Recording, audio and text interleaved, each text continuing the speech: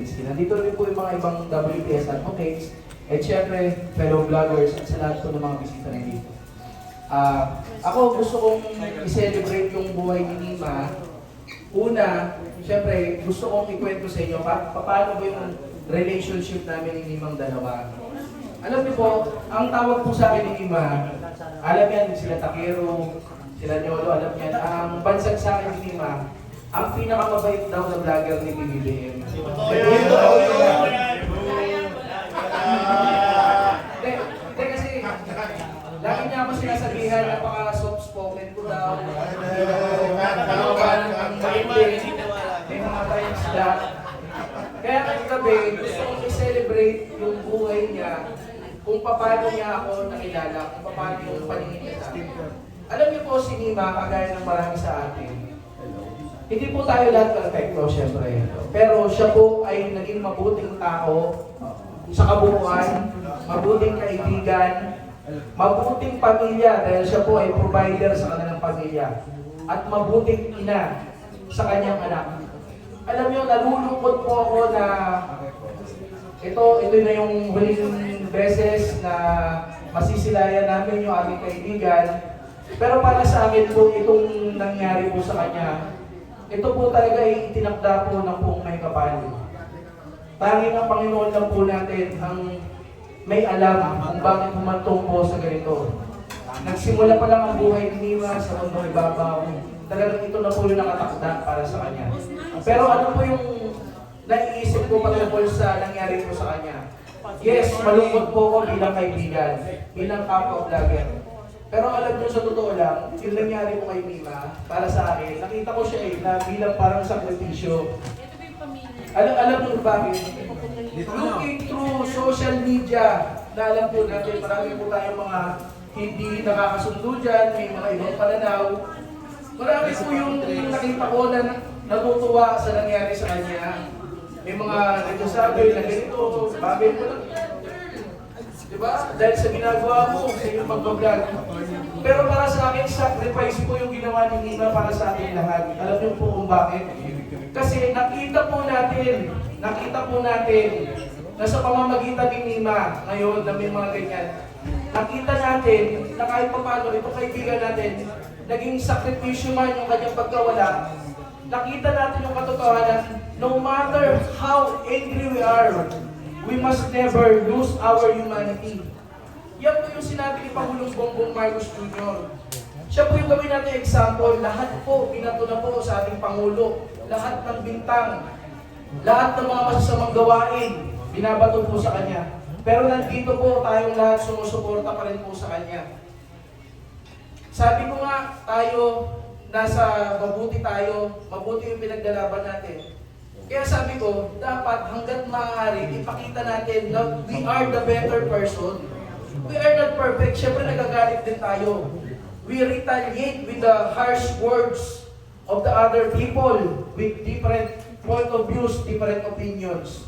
Pero never po natin dapat mawawala yung pagkatao natin. Dahil likas po sa Pilipino ang mabuting tao.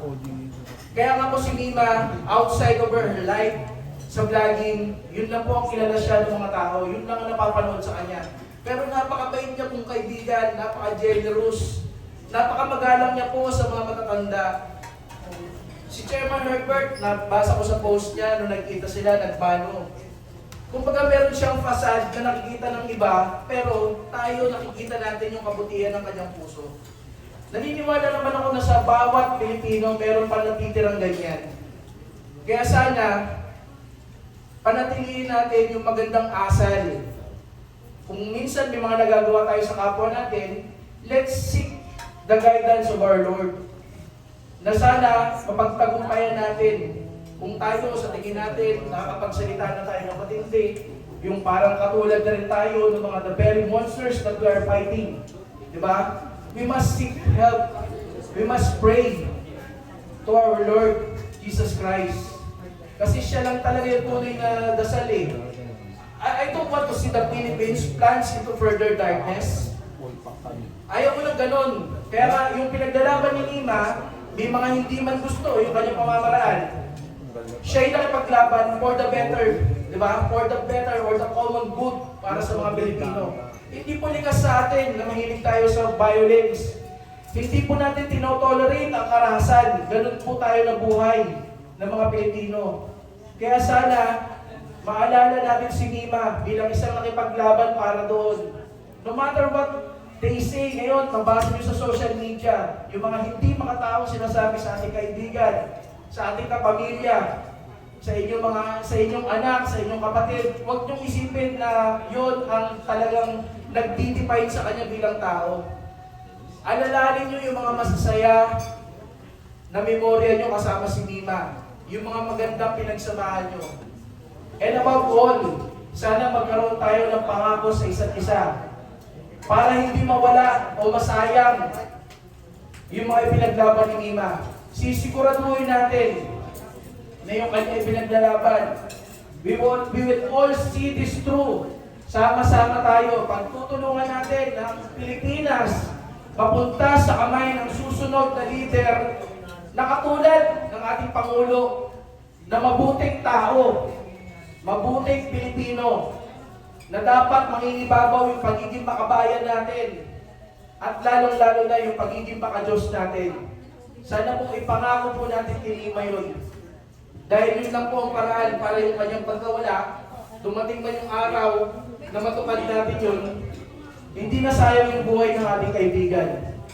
Hindi na sayang yung effort, yung ipinaglalaban ating minamahal na si Mima. Di ba yun yung tawag ko sa inyo, sa mga supporters, minamahal? Gawin natin sa ating mga sarili yung kanyang ipinaglaban. Kung tumarating tayo sa punto na parang nagiging kamukha na tayo ng mga nilalabanan natin, na wala na ang pagkatao nila, isipin natin na tayo yun nasa tama. Huwag tayong bababa sa kanilang mga level. Yun ang gagawin natin. At naniniwala ako dahil may Diyos tayo nakatingin sa lahat ng buhay ng mga Pilipino. Hindi niya hahayaan na mapunta tayo sa masamang kalagayan na naman. Kaya Mima, ako nangangako ako, ipagpapatuloy namin yung laban.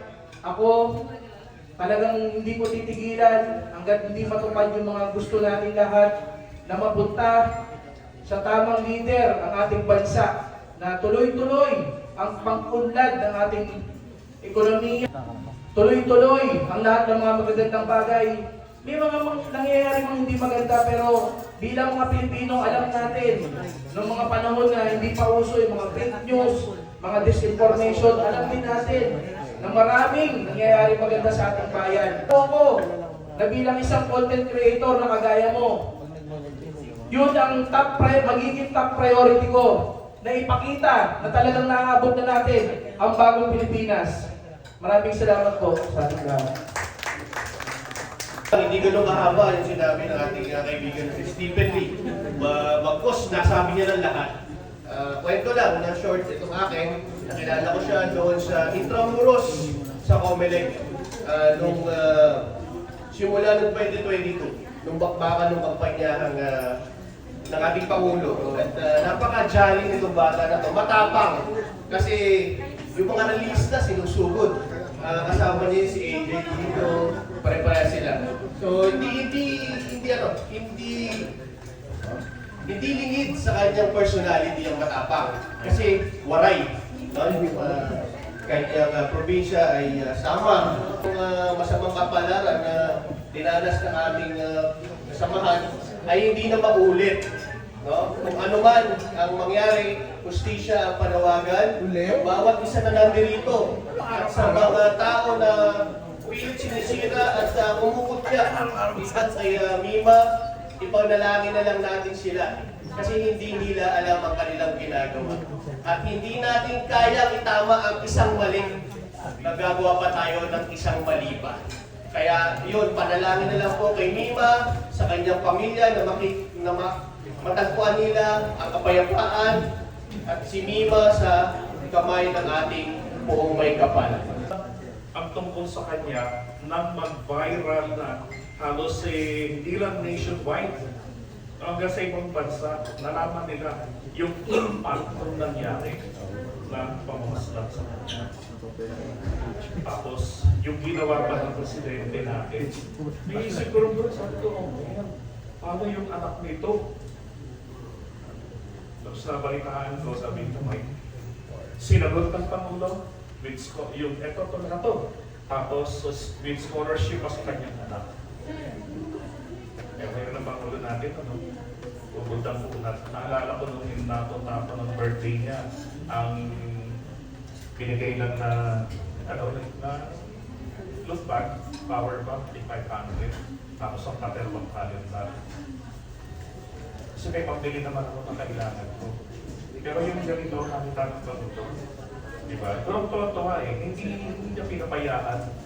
Kaya tuloy, yung mga kumuputya kay Nima, yung mga walang hiya na puro tawa yung laman ng utak na ginagawa.